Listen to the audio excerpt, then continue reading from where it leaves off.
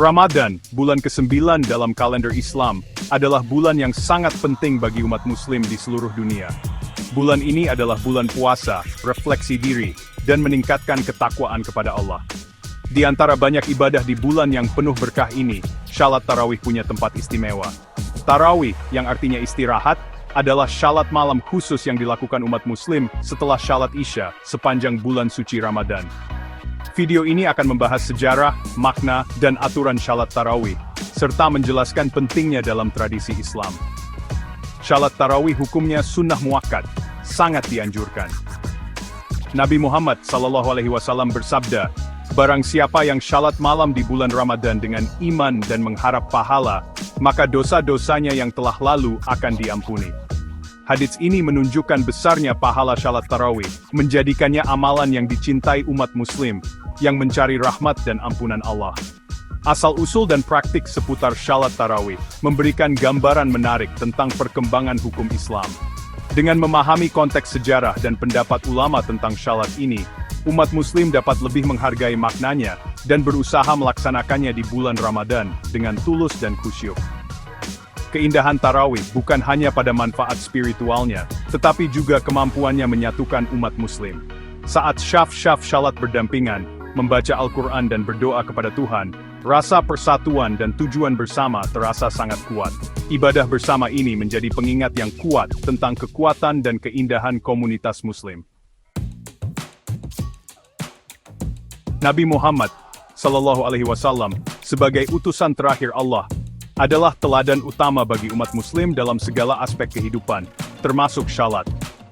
Tindakan dan ajarannya menjadi petunjuk yang menerangi jalan menuju pencerahan spiritual dan keridhaan Allah. Memahami praktik tarawih Rasulullah sangat penting, karena menjadi dasar hukum dan tradisi yang terkait dengan shalat ini. Diriwayatkan oleh Aisyah radhiyallahu anha, Nabi SAW shalat di masjid pada suatu malam, dan beberapa orang shalat di belakangnya. Beliau salat lagi malam berikutnya, dan lebih banyak orang shalat di belakangnya. Kemudian pada malam ketiga atau keempat, masjid penuh dengan orang-orang yang ingin shalat di belakangnya. Nabi SAW tidak keluar menemui mereka malam itu. Di pagi hari, beliau berkata, "Aku melihat apa yang kalian lakukan tadi malam, dan tidak ada yang menghalangiku untuk keluar menemui kalian, kecuali karena aku khawatir hal itu akan diwajibkan atas kalian." Hadits ini memberikan wawasan berharga tentang praktik tarawih Rasulullah. Awalnya beliau shalat di masjid, dan orang-orang secara alami mengikutinya. Namun, beliau menahan diri untuk tidak melanjutkan praktik ini secara umum, untuk menghindari kemungkinan shalat ini menjadi wajib bagi pengikutnya. Ini menunjukkan perhatian Rasulullah kepada umatnya, dan keinginannya untuk memastikan bahwa ibadah tetap menjadi masalah keikhlasan, bukan paksaan.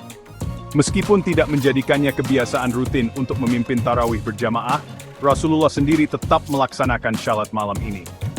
Ini menunjukkan pentingnya tarawih sebagai ibadah yang sangat dianjurkan selama Ramadan, meskipun tidak wajib. Tindakan Rasulullah menjadi pengingat bagi umat Islam, bahwa meskipun tarawih berjamaah memiliki kelebihannya, melaksanakan shalat ini secara individu memiliki nilai yang sama di mata Allah. Setelah wafatnya Nabi Muhammad SAW, umat muslim mendapat bimbingan dari sahabat terdekatnya, Abu Bakar As-Siddiq, yang menjadi khalifah pertama.